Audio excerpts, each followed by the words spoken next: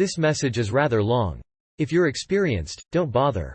My friend Russ and myself had been doing research into psychedelics as well as other drug types, trying to find out what we could get a hold of legally, as well as how to ingest them, etc. After getting barely any effects from a botched Yage potion involving Syrian rue and canary grass, we were ready to try something that required little culinary skill, as well as a quicker ingestion. Drinking 2 big glasses of grass juice was not fun, even on an adventurous level. So we both decided that HWBR seeds would be the best bet for a surefire psychedelic experience. Neither I nor Russ had used anything like LSD, or even MJ for that matter, before using HBWR seeds. The closest we'd come had been a very nice absinthe experience, Pernod plus 3 TSPNS wormwood. So, needless to say, we were very naive when we decided that 10 seeds would be a nice dosage for each of us. Like I said, we were very inexperienced, and were let down by other attempts using natural, legal substances. We were expecting nausea, lethargy, and, hopefully, some blissful euphoria. We awoke at 8 o'clock on what would turn out to be a beautiful spring day, and crushed our seeds up for ingestion. We'd scraped off the outer coating the day before. Eagerly, we gobbled up the seeds. Of course, they tasted horrid, and I could feel them getting stuck in my teeth. But it had to be done. Once swallowed, Russ and I waited in my den for the feelings to begin. The only one else who would be in the house that day was my brother, Scott, who had no concept of what Russ and I were doing, and most likely would not approve. So, him being home, and us trying to keep him from becoming suspicious, made for a potential paranoia session. I wasn't afraid, but Russ hadn't visited my home before, and had just met Scott, so he had some paranoia going in. I should have known. Less than 15 minutes after ingestion, both Russ and I were sitting, lying on the floor feeling very weak and disoriented. We were both prepared for that. I knew that we'd soon be puking, so I went and got a small trash bin to receive our liquid presence. We both began feeling cold in our extremities, a feeling that neither of us was fond of, and soon we were both ready to puke. I can't remember who went first, I think it was myself. But soon we were residents of Vomitville. After puking for a bit, I drank some water and tried to get comfortable on my double papasan. Pulling up a blanket, I sat and dove headfirst into my first psychedelic journey. I will try to describe what I felt. The first good feeling that I noticed was what I referred to as the hum. Some sort of buzzing that felt like the alternating current of the time-space continuum. Yeah, right. My body itself wasn't feeling very good. Extremities were cold and slightly numb, and if I moved, my stomach ached. I stayed still, closed my eyes, and let my mind wander. I noticed a tightness in my chest. Breathing had changed. Involuntarily, my breathing was slow and shallow, similar to deep sleep. Voluntarily, I felt as if I could hold my breath forever, and that if I so wished, I could hold my breath until I died. Silly, but that's how it felt. So I would try holding my breath for periods of time, and as I did, the visions and thoughts became more intense. The longer I refrained from inhaling, the brighter and more vivid the mindscape became, swirling with bright light and humming with a flow that followed the energy surrounding and penetrating everything. It was quite beautiful. I kept thinking, this is what death is like.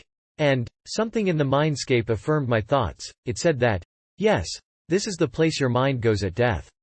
I kept smiling. I felt as if I had tapped into something that very few people would ever know of, until they themselves died. This made me very happy. It was bliss. Russ, on the other hand, was not having such a good time.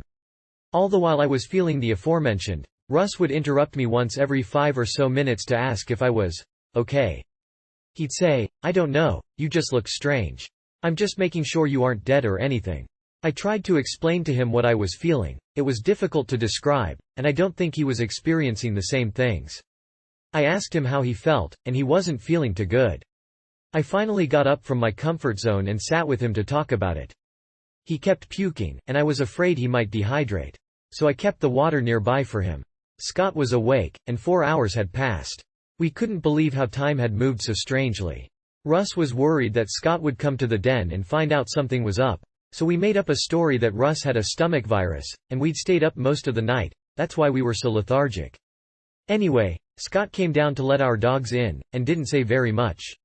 He went back upstairs. Later, Scott was on the phone, and Russ became very worried that he was calling the paramedics. I tried to calm him down, but, shit. It was ridiculous. The paranoia had struck Russ hard. He got up, wandered around the pool table striking his hat on it and saying, "Why? How could I be so stupid?" It was a bad situation. Russ was paranoid that we'd both been poisoned, and that Scott was suspicious, and that every little noise he heard was an ambulance coming to get us. I didn't know what to do. He almost had me worried about us. I just tried to logically explain what was going on, how he was getting worried over nothing, etc.